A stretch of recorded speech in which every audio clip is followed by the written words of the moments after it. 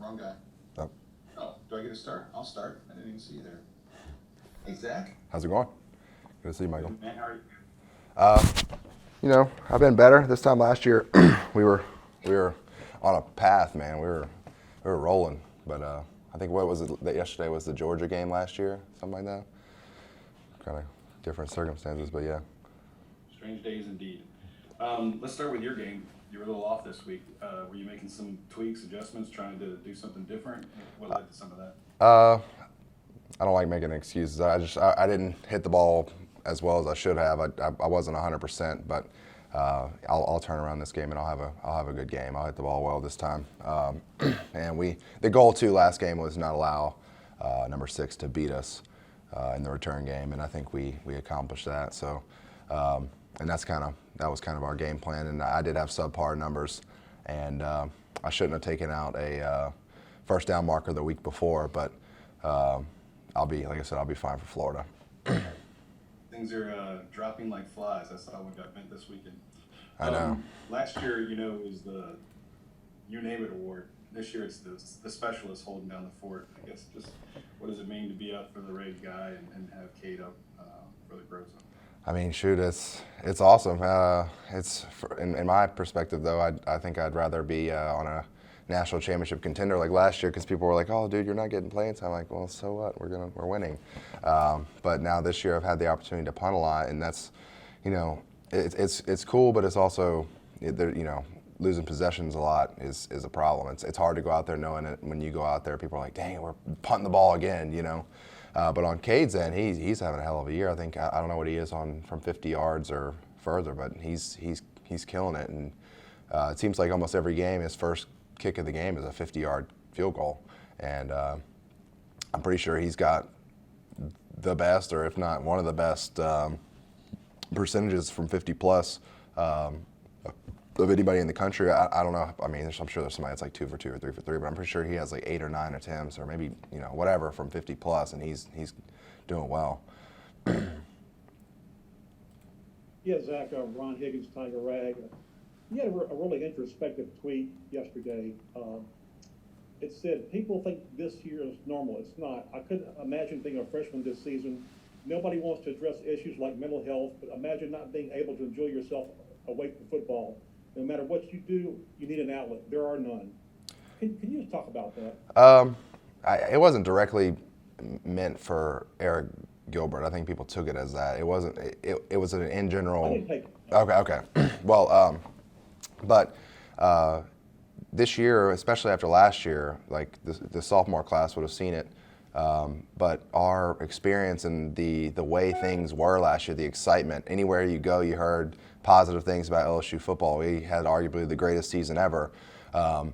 You had countless things it was just an excitement of, you could feel it in Baton Rouge. Like the city itself was lit up all the time. Everywhere was packed. Anytime you went somewhere, it was a fun experience. And now I'm talking anywhere. Like I remember going to Rouse's after practice and hearing people talk about, "Oh my God, the Tigers are unbelievable this year." Well, fast forward to this season, and it's the exact opposite. Plus the pandemic on top of that.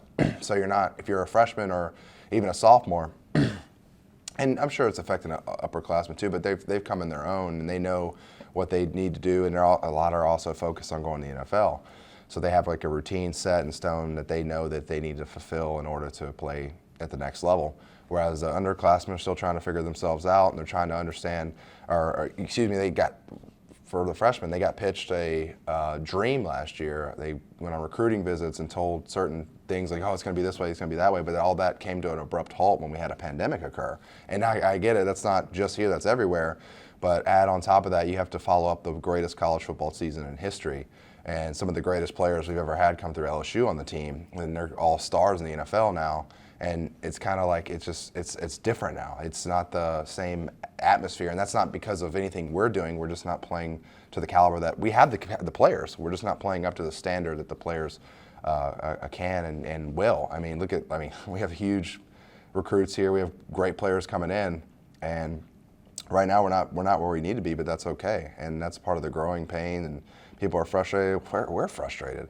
But I think the future is bright, and people want to dwell and say, "Oh my God, this and that." But like, we were 15-0 last year. How are we going to replicate that without the upperclassmen, NFL first round, all the first rounders, all the talent? How are we going to replicate that with such a young team? And expectations should be higher at LSU. We should be a contender every year, and we will be. It's just this year, just things didn't pan out the way we wanted, and the way the expectations wanted. And but back to the mental health side of it, it's just it's hard to when you don't know. I'm trying to think of how a situation specifically, but when you get away from football and you outside of maybe video games or staying in your dorm or your apartment, you're told you shouldn't really go anywhere because you don't want to be selfish and expose the team to coronavirus. That's an issue, and I know a lot of guys aren't doing stuff because of that. And like I said already, a lot of teams are going through that, but a lot of teams are like, if in the case of Florida A&M, whatever, they're having a hell of a season. They're doing well. They're one loss. Alabama's undefeated. When you're winning, it kind of hides the fact that things are so different, and that's why I feel like things here, like you said, it just feels so different from last year, because it is different from last year, and people can't. It's more difficult to enjoy life outside of here when you're not supposed to do anything, and that, like you said, that's everywhere, but it's probably made worse here just because of the situation at hand. And Zach, you're a tenured person on this team. I mean, what can you tell us about the locker room right now? What are the conversations players are having? Is there a unity? What's going on right now?